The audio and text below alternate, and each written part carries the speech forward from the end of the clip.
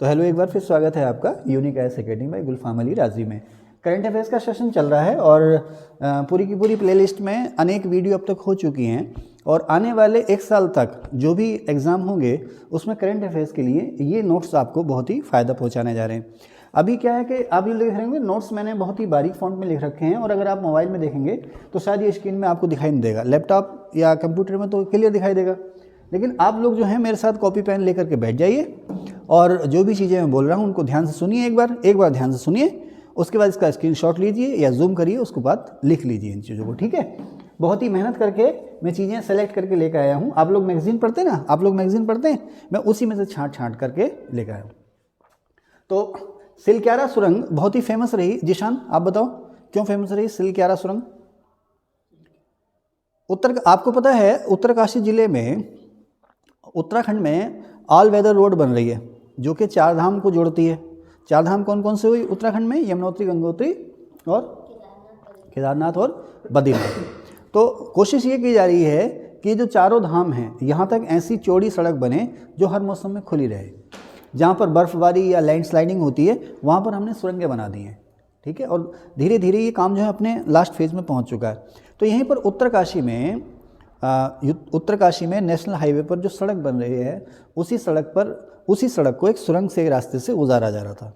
सिलक्यारा गांव के पास सुरंग बन रही है। ठीक है साहब, करीब 4 से 5 किलोमीटर लंबी वो सुरंग है।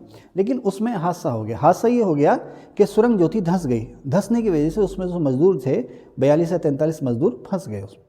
ठीक है, बाद में फिर आए दिन खूब खबरों में चर्चा में रहा और बड़ी मुश्किल से रेस्क्यू किया गया। यानी कि वो जो मलबा चला गया था उसको उस मलबे के अंदर बड़ी मुश्किल से होल किया गया। उसके बाद फिर पाइप के थ्रू सभी मजदूरों को एक एक करके निकाला गया। तो आपसे पूछ सकता है, उत्तराखंड का एग्ज़ाम देने जाएंगे तो बार बार पूछेगा। बाकी ये ऑल इंडिया लेवल की घटना थी, कहीं भी आपसे पूछ सकता है। तो उत्तरकाशी जिले की ये घटना थी। अब यहाँ पर मैंने लिखा रैट होल NGT ओगुर। ठीक है, तो जो ड्रिल करने की सबसे एडवांस मशीन है, सबसे एडवांस और पावरफुल मशीन जो है, जो पत्थरों में चट्टानों में भी ड्रिल कर देती है, बड़े बड़े पाइप कर देती है, उस मशीन का नाम है ओगुर मशीन। अमेरिका की है ये। स्पेशली ओगुर मशीन मंगाई गई, उत्तरकाशी में उस साइट पर भेजी गई, लेकिन ओगुर मशीन भी लास्ट में फेल हो गई। जहाँ पर वो मजदूर थे उससे 10 मीटर ऊपर जा कर के ये ओगुर मशीन जो थी, इसके ब्लेड वगैरह टूट गई, फेल हो गई। अब क्या करें साहब? तो फिर एक तरीका ये सुझाया गया कि साहब रैट होल किया जाए। रैट माने चूहा।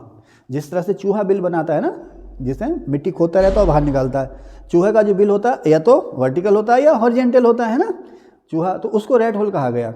तो क्या साहब जिस तरह से चूहा बिल बनाता है उस तरह से बिल बनाइए। अच्छा, यहाँ पर रैट होल माइनिंग क्यों पड़ा है? जहाँ पर भी कोयले की खदानें हैं ना, अब ऐसा तो है नहीं हर जगह कोयला बिखरा पड़ा है।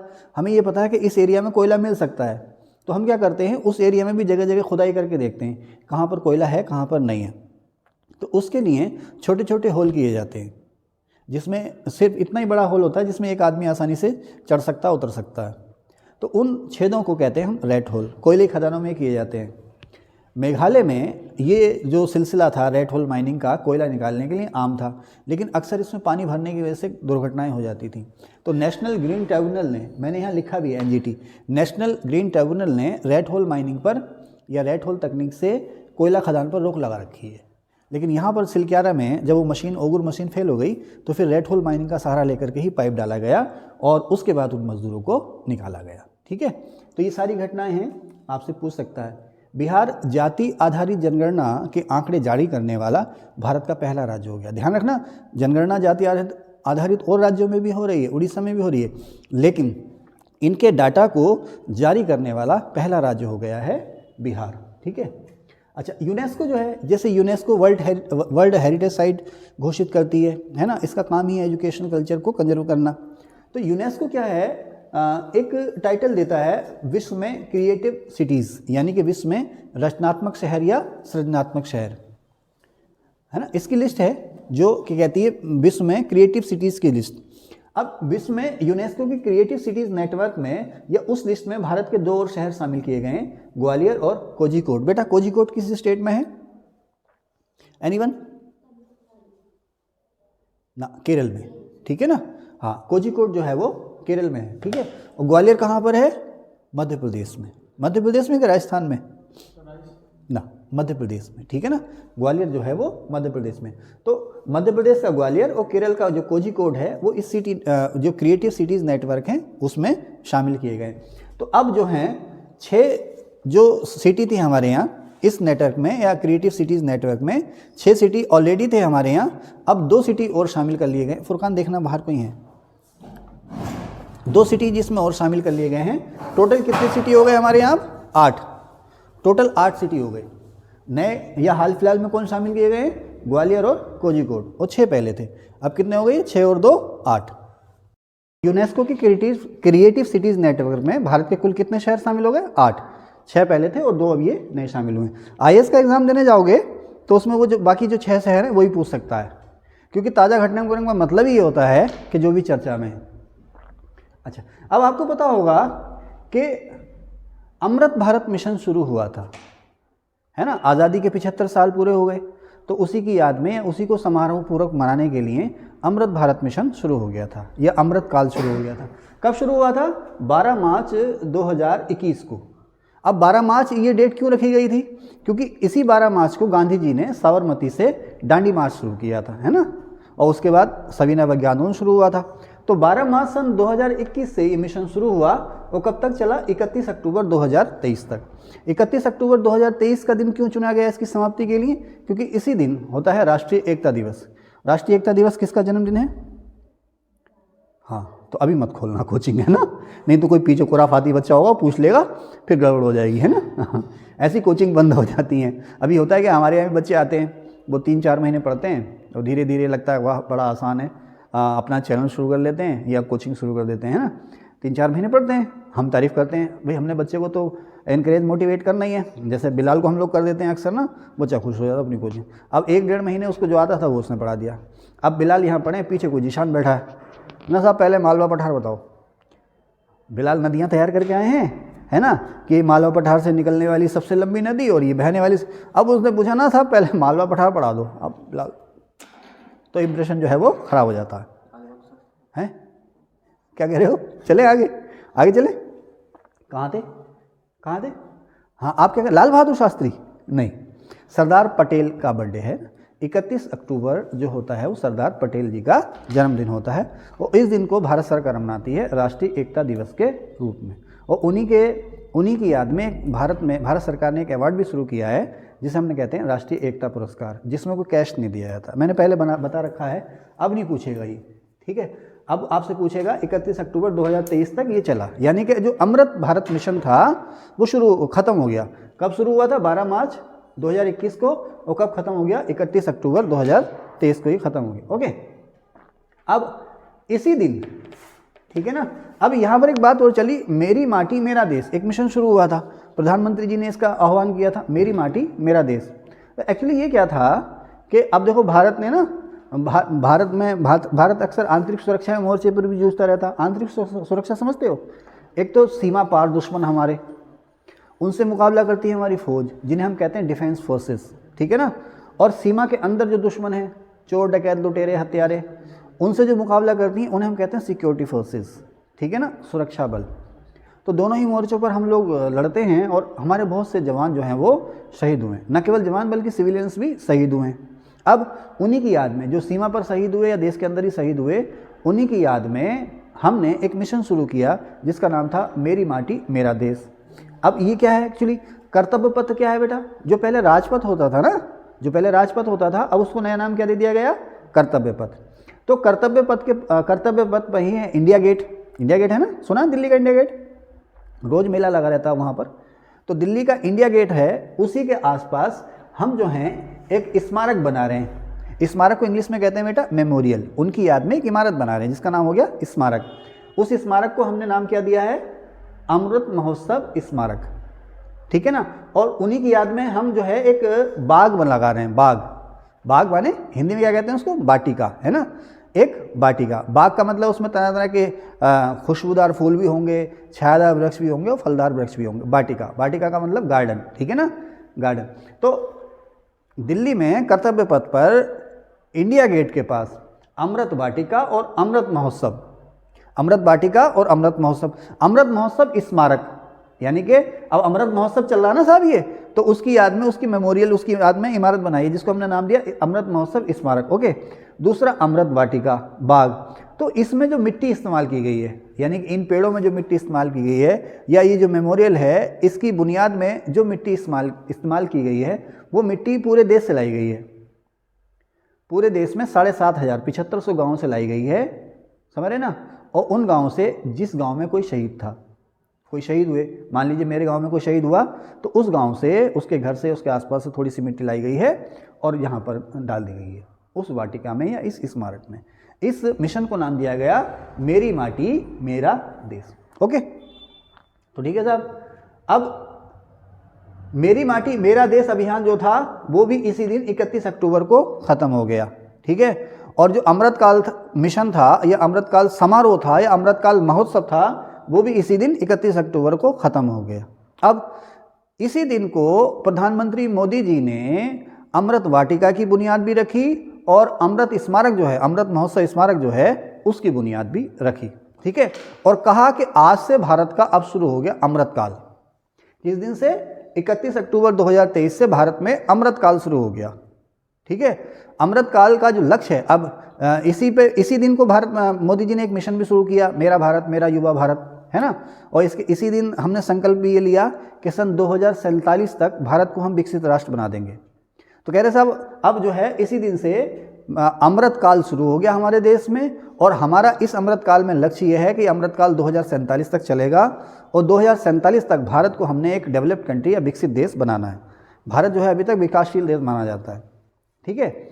ओके, अच्छा एक चीज़ यहाँ पर और कन्फ्यूजिंग है, एक है सन 2027 तक के लिए हमारा जो टारगेट है वो है कि भारत को दुनिया की तीसरी सबसे बड़ी अर्थव्यवस्था बनाना है। दुनिया की तीसरी सबसे बड़ी अर्थव्यवस्था और 30 खरब डॉलर की अर्थव्यवस्था बनाना, कब? 2027 तक। और अमृतकाल कब तक चलेगा? 2047 तक। उस दिन भारत जो है पूर्ण विकसित राष्ट्र बन जाएगा, ऐसा कह रहे हैं, ठीक है। चलिए साहब, बात क्लियर है? अगर समझ में ना आई हो तो दोबारा देख लेना, मैंने एक एक बात को क्लियर करके बोला है। तो इसी दिन से अमृतकाल शुरू हो गया और अमृतकाल का लक्ष्य क्या है? 2047 तक हम भारत को विकसित बना देंगे, ठीक है। अच्छा, अब international film festival of India, Bharat का अंतर्राष्ट्रीय फिल्म महोत्सव जो होता है, सबसे पहले ये हुआ था सन 1952 में कि 54 में, मैंने यहाँ कहीं लिखा होगा ज़रूर, हाँ ये लिखा है ना। भारत का जो पहला इंटरनेशनल फिल्म फेस्टिवल हुआ था 1952 में हुआ था मुंबई में। सन 2000 से हो रहा है ये गोवा में, उसके बाद लगातार गोवा में ही हो रहा है हर साल। सन 2000 से गोवा में हुआ, उसके बाद लगातार हर साल ये गोवा में हो रहा है, ठीक है ना। और गोवा का शहर जो है पणजी, वो पणजी जो है वो इंडियन इंटरनेशनल फिल्म फेस्टिवल का परमानेंट वेन्यू बन गया, ठीक है ना। भारत का अंतर्राष्ट्रीय फिल्म महोत्सव। एक है IIFA, international Indian film academy awards, वो अलग है, ठीक है। IIFA आईफा वो अलग है, ये अलग है, ठीक है, ध्यान रखना। तो चलें साहब, तो इस फेस्टिवल में बहुत सी फिल्में दिखाई गई, है ना। पहले जब शुरू हुआ था तो IAS में कभी ये भी पूछ लेता है कि इस फेस्टिवल की शुरुआती फिल्म कौन सी थी और आखिरी फिल्म कौन सी थी, कौन सी फिल्म दिखाई गई। लेकिन इतना ज़्यादा नहीं है, मैं आपको कुछ खास चीज़ें बताऊंगा कि पणजी में हुआ ये, और इसमें जो अवार्ड दिए जाते हैं ना, उन अवार्ड को कहा जाता है गोल्डन पीकॉक, पीकॉक माने मयूर, और सिल्वर पीकॉक यानी कि स्वर्ण मयूर और रजत मयूर, इन अवार्ड्स को नाम दिया जाता है। अब इस सेरेमनी में या इस फेस्टिवल में सबसे अच्छी फिल्म का अवार्ड, जिसको हमने नाम दिया गोल्डन पीकॉक, इस फेस्टिवल में सबसे अच्छी फिल्म का अवार्ड, जिसको हमने नाम दिया गोल्डन पीकॉक अवार्ड, वो दिया गया ईरानी फिल्म एंडलेस बॉर्डर्स को। ईरानी यानी कि फारसी भाषा की फिल्म है, फिल्म का नाम क्या है? Endless borders. क्या अवार्ड मिला इसको? सबसे अच्छी फिल्म का। और इसके रूप में इसको क्या टाइटल मिला? कौन सा अवार्ड मिला? गोल्डन पीकॉक या स्वर्ण मयूर। कहाँ की फिल्म? ईरानी फिल्म, है ना। और क्या नाम है इसका? Endless borders. डायरेक्टर का नाम भी पूछ सकता है, मैं जानबूझ के नहीं बता रहा हूँ क्योंकि फिर तुम लोग इतना याद नहीं कर पाओगे। अब अगर वो आ गया वो तुम्हारी बदकिस्मती, ठीक है। आगे तो सिनेमा में जीवन भर योगदान देने के लिए भारतीय अंतर्राष्ट्रीय फिल्म महोत्सव जो है उसमें एक अवार्ड वो दिया जाता है ऐसे व्यक्ति को जिसने जीवन भर सिनेमा में अपना योगदान दिया हो। वो अवार्ड जो दिया जाता है सत्यजीत रे के नाम पर दिया जाता है, उसे कहा जाता है सत्यजीत रे लाइफ टाइम अचीवमेंट अवार्ड। तो ये अवार्ड जो दिया गया है वो एक डायरेक्टर हैं माइकल डगलस, हॉलीवुड के फिल्म डायरेक्टर हैं माइकल डगलस, उनको दिया गया, ठीक है। अब भारतीय सिनेमा में जीवन पर्यंत योगदान देने के लिए विशेष पुरस्कार इस महोत्सव में दिया गया माधुरी दीक्षित को। इस साल एक स्पेशल अवार्ड दिया गया माधुरी दीक्षित को इस फेस्टिवल में, किसके लिए? भारतीय सिनेमा में अपना बहुमूल्य योगदान देने के लिए। ठीक है। अच्छा, इसमें पहली बार, अब जैसे वेब सीरीज चल रही है ना, अच्छा शुरू में वेब सीरीज आई ना तो हमें पता ही नहीं था ये वेब सीरीज़ क्या होती है। हम पूछते फिरते थे, कोई ढंग से बता भी नहीं पाता था वेब सीरीज़ क्या होती है। वेब सीरीज़ कोविड में खूब पॉपुलर हुई ना, है ना। कोविड में OTT जो आया ये भी कोविड में ही आया। उससे पहले थे लेकिन लोग इस पर कम देखते थे क्योंकि लोग सिनेमा हॉल में जाके फिल्में देखते थे, लेकिन सिनेमा हॉल बंद हो गए कोविड के दौरान। और कोविड के बाद भी अब जो ये फिल्म आई है पठान जवान, इनके बाद से जो है पठान फिल्म जो है ना, पठान फिल्म आई है, पठान आई है, कैरी ऑन जट्टा 3 आई है, और भी कुछ एक फिल्में ऐसी आई हैं जो अच्छी चली, या पुष्पा वगैरह। पुष्पा तो कोविड से पहले ही थी, है ना। पुष्पा 2 आ गई है। तो इन फिल्मों ने फिर से दर्शकों को, इन फिल्मों ने, पुष्पा 2 नहीं आई अभी, अच्छा चलो नहीं आई होगी, तो इन फिल्मों ने दर्शकों को फिर से सिनेमा हॉल की तरफ को लौटा दिया है, समझ रहे। नहीं तो ज़्यादातर हमने कोविड में क्या किया, अमेजन प्राइम, है ना, और कौन कौन से नेटफ्लिक्स वगैरह खूब चले, ठीक ना। तो इन्हें बेटे कहते हैं ओवर द टॉप, OTT या ओवर द टॉप। अब वेब सीरीज़ क्या होती? तो जैसे टीवी सीरियल आते हैं ना टीवी पे अलग अलग किस्तों में, वैसे ही हो गए मोबाइल पे, इंटरनेट पे, सोशल मीडिया पे, या जो ओवर द टॉप प्लेटफॉर्म्स हैं इन पे आने वाले टीवी सीरियल, उन्हें नाम दे दिया वेब सीरीज़। ओके, चले साहब। बड़ी बुरी है, बुरी माने अपना टाइम कंज्यूम करने के लिए वेब सीरीज़, क्योंकि अगर आप कोई वेब सीरीज़ देखने लगे ना, टीवी में तो बेटे ये होता है कि आज आया तो अब कल आएगा, फिर परसों आएगा। पहले हफ्ते में आते थे, पहले एक हफ्ते में आते थे, अब तो डेली आ रहे हैं, है ना। कपिल शर्मा शो की लत है तो वो सैटरडे संडे आएगा 10 से 11 बजे, है ना। चलो खाना खा लेते हैं, उसको देखते हुए खाना खा लेते हैं, नोट सेट कर देते हैं, तो ऐसा टाइम बचाते हैं। बीच में कभी विज्ञापन आ गया, जब कॉमेडी आ गई तो देख लिया। लेकिन ये तो हर समय अवेलेबल है। मोबाइल से दिक्कत ये हो गई है, देखो फिल्में हमारे बचपन में भी थी, हमारी टीनेज में ज़माने में भी फिल्में थी, लेकिन अगर फिल्म देखनी है तो हफ्ते में एक फिल्म देख ली सिनेमा हॉल में जाके, या टीवी पे फ्राइडे सैटरडे संडे में फिल्म आ रही है वो देख ली 3 घंटे। अब तो मोबाइल तो ऐसा है भाई साहब, डाटा फ्री तो नहीं, मतलब लगभग फ्री जैसा है, कंसंट्रेशन खत्म हो रही है। स्टूडेंट आज जो पिछड़ रहा है मोबाइल की वजह से पिछड़ रहा है। नेट तुम बंद नहीं कर सकते, क्योंकि ज़्यादातर कन्वर्जेशन जो हो रहे हैं, कहाँ फंस गया मैं क्या बताने लगा, ज़्यादातर जो कन्वर्जेशन हो रहे हैं सोशल मीडिया पर हो रहे हैं। आजकल हम लोग कॉल कम कर रहे हैं, व्हाट्सएप ज़्यादा कर रहे हैं। अब किसी ने मुझे कोई इंपॉर्टेंट मैसेज किया जो मेरे ही काम का था, मैंने नेट बंद कर रखा है, मुझे मैसेज मिला नहीं। अब जब मैं नेट खोलूँगा तो मुझे मैसेज मिलेगा, तब तक काम खराब हो गया। तो मुझे नेट खोले रखना पड़ता है ना। अब जब नेट खोले रखना पड़ता है तो बार बार टन टन टन टन टन टन, कॉन्सेंट्रेशन बनता ही नहीं है। हर 15 मिनट बाद मैसेज चेक करो, हर 15 मिनट बाद मोबाइल चेक करो, और रात को लेट जाओ तो 9 बजे रीले देखना शुरू कर दो। तो ये जहर हो गया स्टूडेंट के लिए।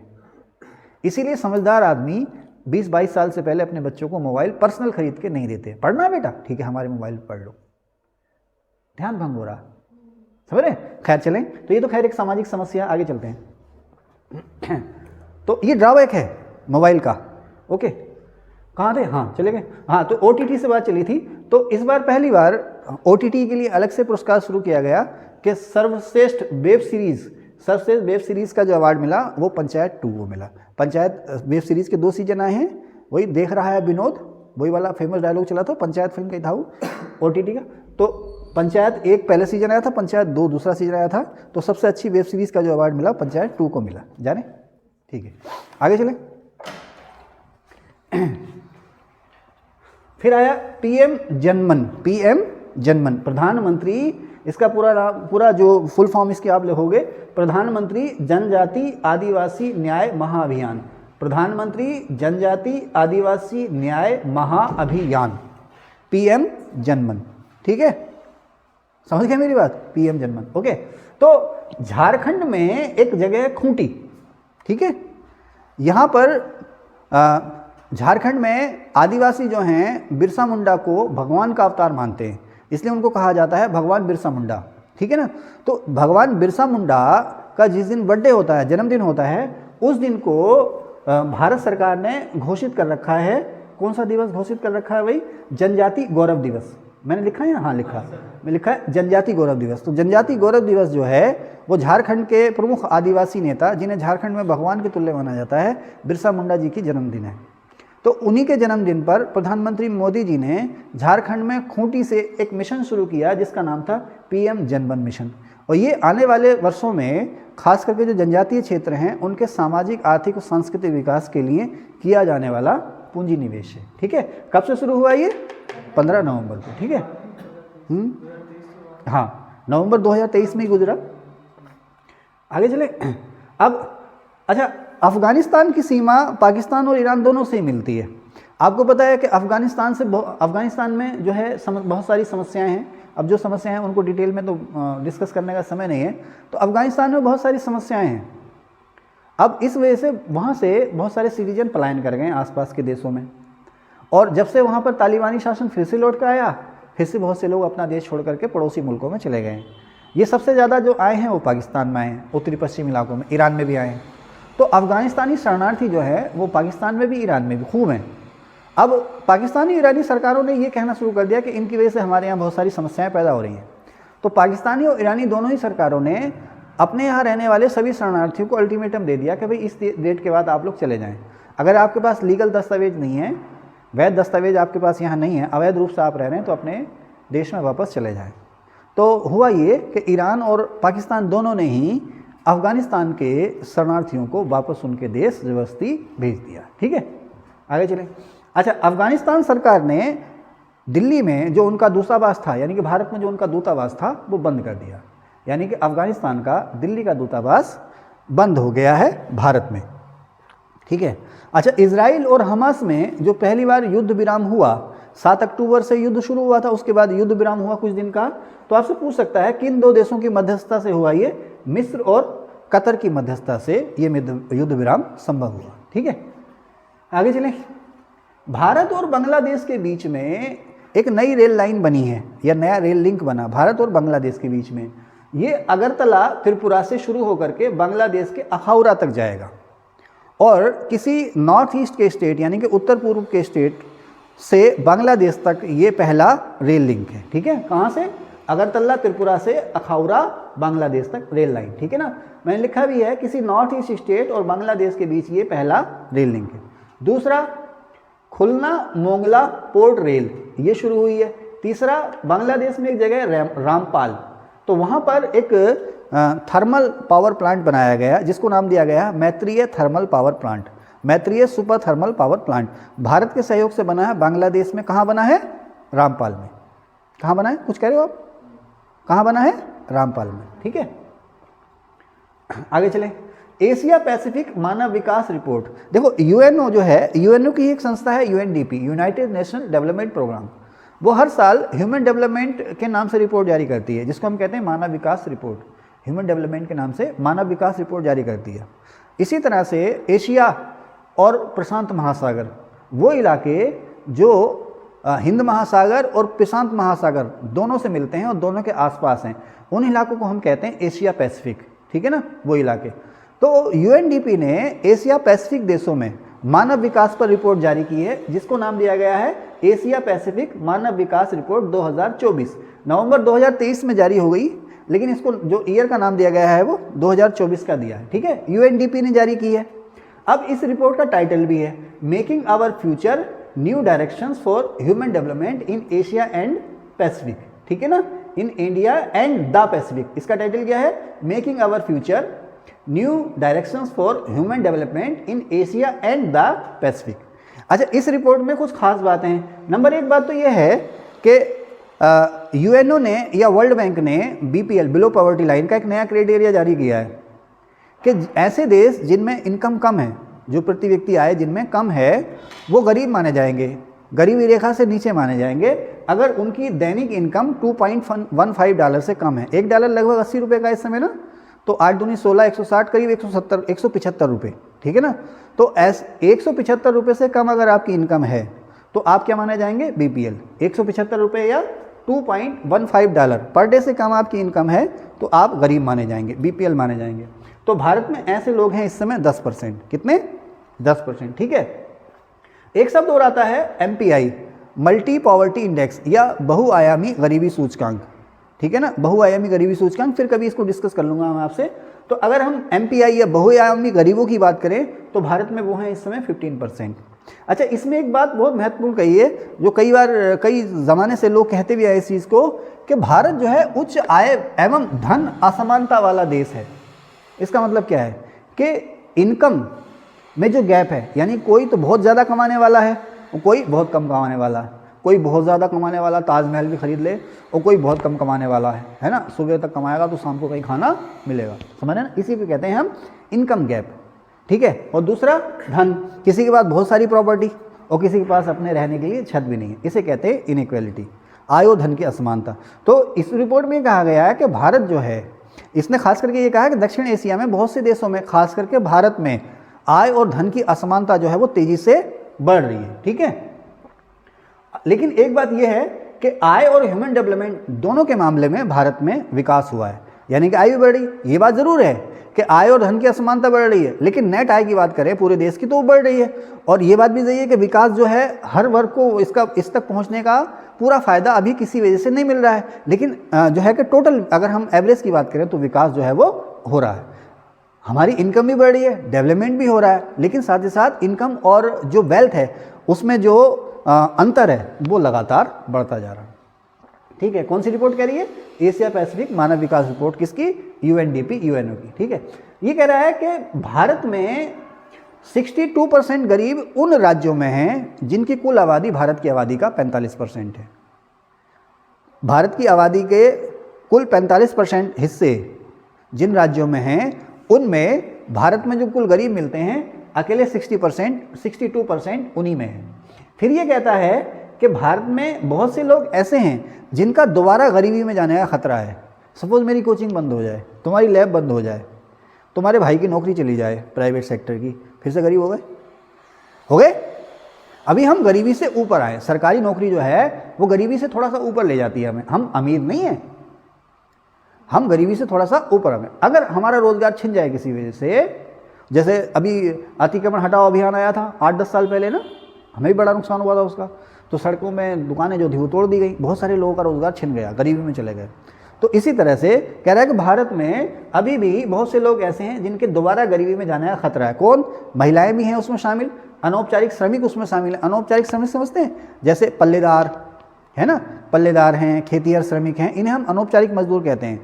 औपचारिक मजदूर कौन हुए? जैसे किसी फर्म में काम करते हैं, परमानेंट फर्म में उसमें काम करते हैं, उनका फंड वगैरह भी कटता है, ठीक है ना, उन्हें हम कहते हैं रेगुलर या औपचारिक श्रमिक। तो महिलाएं हैं, अनौपचारिक श्रमिक हैं, और अंतर्राज्यीय प्रवासी, जैसे कि मैं मान लीजिए एमपी में जाके काम करने लगूं, एमपी वाला मेरे यहाँ आके काम करने लगे, किसी वजह से दंगा फसाद हो जाए या व्यापार उजड़ जाए तो बेचारा फिर से वो गरीब हो जाएगा, ठीक है। खैर लगता नहीं ऐसा जल्दी से होगा, लेकिन ये रिपोर्ट कह रही है। और फिर ये कहता है कि साउथ एशिया में आधी इनकम पर केवल 10% ऐसे लोगों का कब्जा है जो उच्च आय वर्ग से हैं। जैसे मान लीजिए आपका शहर है तो यहाँ पे बहुत सारे रईस हैं, तो 8-10 रईस ऐसे हैं जिनके पास इतनी प्रॉपर्टी है जो कि पूरे आधे शहर के पास है। तो यही कह रहा है कि साउथ एशिया में आधी इनकम उन लोगों के पास है जो सबसे ज़्यादा रईस हैं या सबसे ज़्यादा 10% रईस वर्ग में शामिल हैं, ठीक है। PMGKAY प्रधानमंत्री गरीब कल्याण योजना, अब इस पर डिस्कशन हम अभी कर लेते हैं। प्रधानमंत्री गरीब कल्याण अन्न योजना, PMGKAY प्रधानमंत्री गरीब कल्याण अन्न योजना, इसमें आपको पता ही है 5-5 किलो अनाज जो है या खाद्यान्न जो है वो मुफ्त दिया जाता है और पर यूनिट के हिसाब से दिया जाता है। माना गया कि एक फैमिली में 5 मेंबर होते हैं, 5 से ज़्यादा नहीं, एक फैमिली में 5 मेंबर हो सकते हैं, तो अगर 2 मेंबर हैं तो 10 किलो, 5 हैं तो 25 किलो अनाज आपको हर महीने मुफ्त दिया जाएगा। सभी जानते हैं ना राशन की योजना। तो ये शुरू कब हुई थी? कोविड में शुरू हुई थी ना ये। तो अब जो है इसको 31 दिसंबर 2028 तक आगे बढ़ा दिया गया, 31 दिसंबर 2028 तक आगे इसको बढ़ा दिया गया है। और ये योजना इस समय भारत में 31 करोड़ 35 लाख लोगों को कवर करती है, 31.35 करोड़ लोगों को कवर करती है, यानी कि 31 करोड़ 35 लाख लोगों को सरकार मुफ्त राशन दे रही है, ठीक है ना। इसके लिए तो सरकार की तारीफ करनी चाहिए। अच्छा, हर साल भारत का अंतर्राष्ट्रीय व्यापार मेला होता है, 2023 में भी हुआ, नवंबर 2023 में। ये भारत का 42वां अंतर्राष्ट्रीय व्यापार मेला था। कहाँ हुआ? नई दिल्ली में। और इसमें पार्टनर स्टेट कौन था? केरल और बिहार, ठीक है। और इस मेले की थीम क्या थी? वसुधैव कुटुंबकम, ठीक है। तो चलिए फिर इस सेशन में बस इतना ही, मिलते हैं आपसे नेक्स्ट पार्ट में। मैंने बहुत मेहनत की है, अगर आपको ज़रा भी अच्छा लगा हो तो प्लीज़ इसको लाइक भी कीजिएगा, शेयर भी कीजिएगा और सब्सक्राइब भी कीजिएगा। Thank you.